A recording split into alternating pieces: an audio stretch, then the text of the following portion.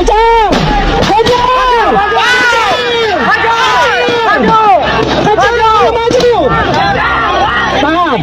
Maju, PHH maju.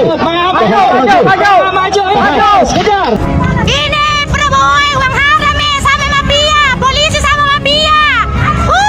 Mafia. Kepala digendekin lawan dia tuh.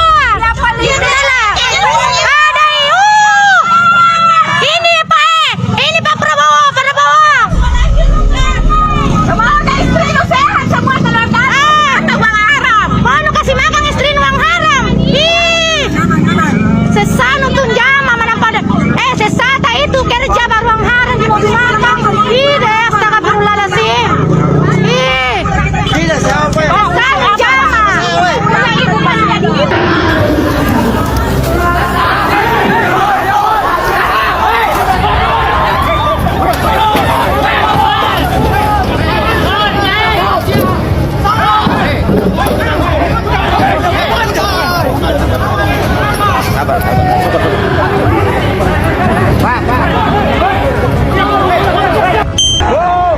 Selamat datang di channel Latansani Official.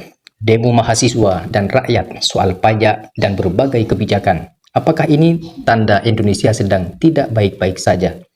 Gelombang demonstrasi yang melibatkan mahasiswa dan berbagai elemen masyarakat kembali menjadi perhatian publik. Sejumlah aksi digelar untuk menyuarakan kritik terhadap berbagai kebijakan pemerintah, mulai dari persoalan perpajakan, biaya hidup, lapangan pekerjaan, hingga isu pelayanan publik dan tata kelola pemerintahan.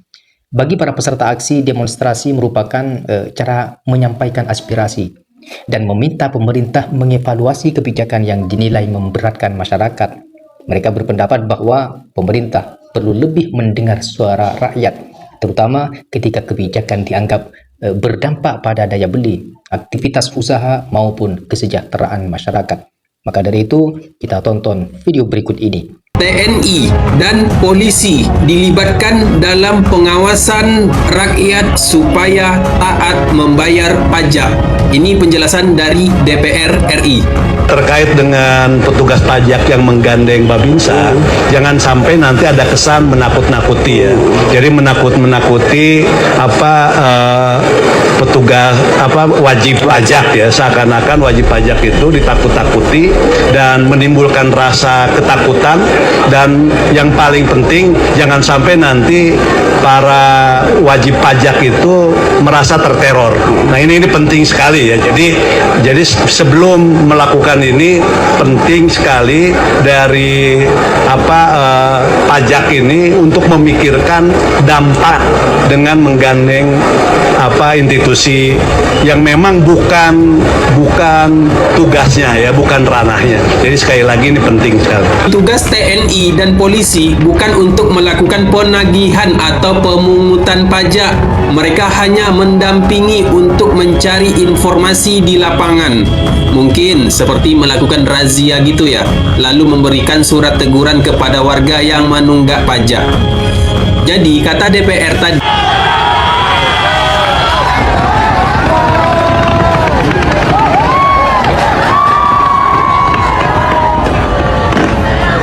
ketika negara udah melibatkan aparat untuk majakin rakyat, fix negara ini udah sekarat.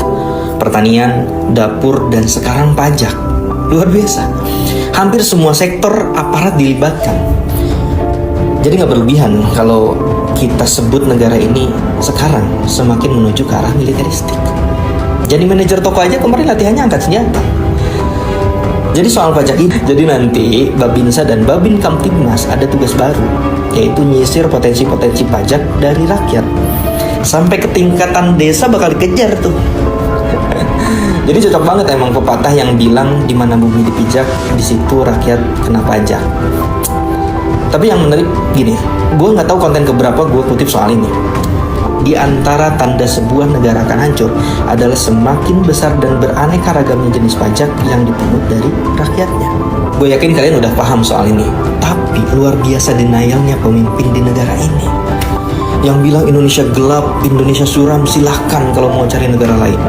Bukannya introspeksi, malah makin menjadi. Konteks soal pemerintah mati-matian narikin pajak dari rakyat, sekarang gue punya kata yang pas untuk negara ini. Indonesia sekarat. Itu kan kewajiban ya, kewajiban warga negara. Kewajiban bajingan, kewajiban matamu. Iya, rakyat punya kewajiban bayar pajak. Tapi setelah menjadi pajak kau korupsi, kau makan untuk memperkaya diri. Lalu kewajiban seorang pejabat mana? Hah? Setelah itu, rakyat meminta kepada pejabat untuk menunaikan kewajibannya. Apakah pejabat bisa menunaikan kewajibannya? Bajingan. Kalian sudah didatangi petugas pajak belum? Saya sudah. Ya, mudah-mudahan petugas pajak hanya ingin cari informasi. Kami ini sudah berapa ya? 30 tahun, 40 tahun bayar pajak. Tapi petugas pajak pengen dapat lebih lagi. Bahkan pernah juga petugas dari kecamatan datang ingin mengambil PBB dari tahun berapa ya? 1978, 88 begitu. Tapi kan pemiliknya belum kita dulu tuh, masih orang lain. Tidak mengherankan hari-hari ini alatnya orang lemah, alatnya orang miskin. Tengah mengalami krisis baru. Kalau dulu krismon, sekarang krisis fiskal barangkali. Dulu kan moneter, perbankan. Sekarang kelihatannya fiskal, pajak. Di mana-mana sekarang muncul meme. Bahkan ada meme tentang Menteri Bahlil yang katanya akan mengenakan pajak ponsel. Apa hubungannya? Dia kan Menteri SDM, tapi beredar. Bahkan ada Satpol PP yang datang, dan bahkan ada berita sekarang Babinsa semua dikerahkan untuk mendata dan bahkan mengingatkan, mencatat siapa yang belum bayar pajak. Ngeri juga ya. Dulu kan metode kita itu official assessment. Official itu artinya orang pajak datang ke rumah, tetepin pajak-pajak. Kayaknya pengen ke situ lagi deh. Kan kita sudah ganti undang-undangnya menjadi self-assessment. Di dunia itu negara makin percaya sama warganya karena warganya itu yang membayar. Tapi warganya yang kemudian melapor pendapatannya berapa. Petugas pajak nanti memverifikasi. Kalau ada yang nggak sesuai ya pasti dikejar, diminta tambahan. Jangan ditakut-takuti. Lalu kemudian juga ada lagi tuh orang di mana-mana sekarang mengeluh, ya diminta bayar pajak di atas 3 juta harus kena pajak 10%. Omsetnya kan nggak seberapa tuh pemilik warung. Komplain lah. Dia buka warung itu bukan buat cari untung, buat cari makan. Di tempat saya ada kolam renang. Bikinnya saja tuh habisnya 2,5 miliar. Untuk apa? Untuk anak-anak di sekitar kami belajar berenang. Berapa bayarnya? 25.000, hanya bayar 25.000. Kapan ya tertutup tuh 2,5 miliar dari bayar 25.000 per orang? Kalau setahun itu ada 52 minggu, setiap minggu dapatnya 1 juta saja. Dapatnya 52 juta. Kan belum nutup investasinya. Belum biaya untuk beli airnya. Setiap berapa bulan harus diganti. Harus dikasih obatnya supaya tidak lumutan. Harus dibersihkan. Harus ada pegawai yang menjaga keselamatan. Habis tuh. Ya, tapi namanya lembaga edukasi, punya panggilan. Kalau dikenakan pajak juga kan lama-lama orang berpikir, buat apa ya kita partisipasi? Mungkin ini saatnya petugas pajak juga harus introspeksi, lebih ramah, dan pesan saya, jangan libatkan orang-orang yang justru membuat warga marah. Kalau takut aja sih nggak apa-apa, tapi kalau rasa sakit seseorang sudah melebihi rasa takutnya, maka akan terjadi perubahan. Mudah-mudahan tidak seperti itu. Bagaimana menurut kalian? Stay relevan. Angkat tangan. Angkat tangan lebih teman-teman. Oke. Angkat tangan lebih teman-teman. Oke. Angkat tangan. Polisi. Angkat tangan lebih teman-teman.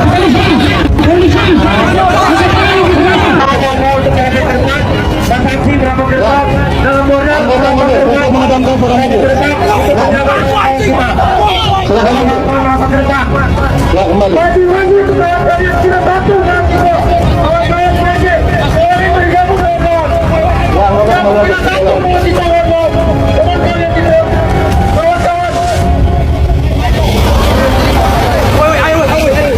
Bapak tadi yang kasih perintah, mana Bapak polisi yang kasih perintah?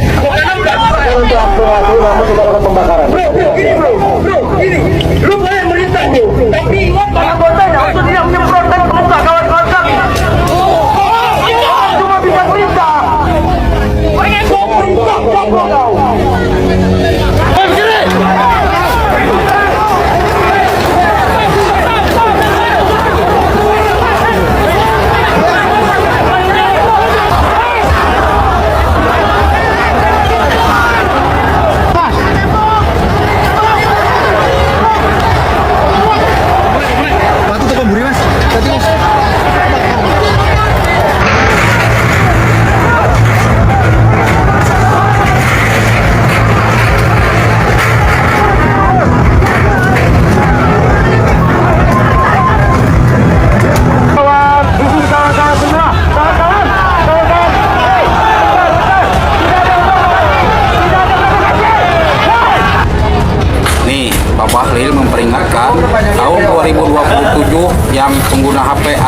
kenakan pajak. Tanggung Pak sekalian, sendok tembok, pacul, garpu, golok kenakan pajak Pak, biar puas menyengsarakan rakyat. Betul gak kawan?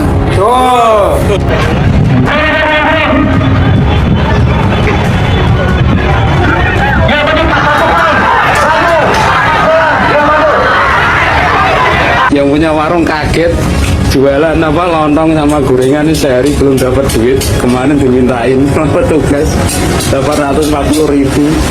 Saya kaget Bang.